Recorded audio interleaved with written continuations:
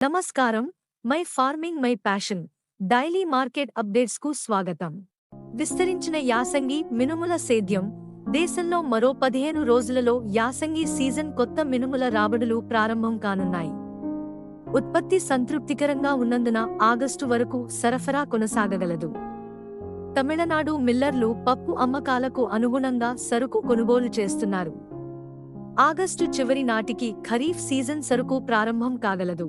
ఎడతెరిపి లేకుండా సరుకు రాబడి అవుతున్నందున ధర ప్రతి క్వింటాలుకు 300 నుండి 500 హెచ్చు తగ్గుల మధ్య కదలాడుతున్నది. ఈ ఏడాది దేశంలో ఏప్రిల్ 4 నాటికి యాసంగి మినుముల సేద్యం గత ఏడాది ఇదే వ్యవధితో పోలిస్తే 32% పెరిగి 1.91 లక్ష హెక్టార్లలో విస్తరించింది.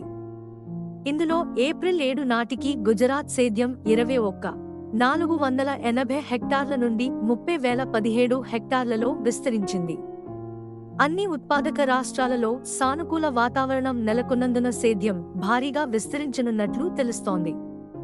విదేశాల నుండి నిరంతరం సరుకు దిగుమతి అవుతున్నందున దేశీయ ధరలు స్వల్ప హెచ్చు తగ్గులు కొనసాగుతున్నాయి.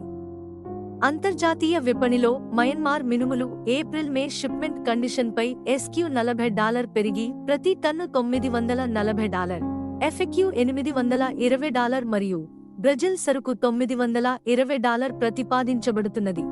ఆంధ్రప్రదేశ్లోని కృష్ణా, నంద్యాల, కడప, ప్రొద్దుటూరు ప్రాంతాల సరుకు స్థానిక మార్కెట్లలో అన్పాలిష్ మినుములు 7,400 నుండి 7,500, పాలిష్ సరుకు 7,600 నుండి 7,700, విరుద్నగర్ డెలివరీ 7,900 ప్రతి క్వింటాలు ధరతో వ్యాపారమైంది.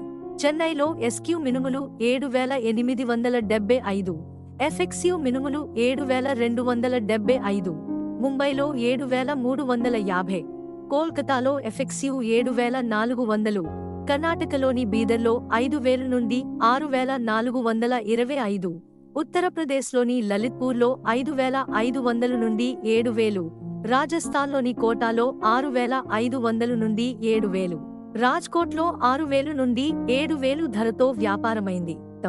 ఇలాంటి మరిన్ని అప్డేట్స్ కోసం వాచ్ చేస్తూనే ఉండండి టీవీ7.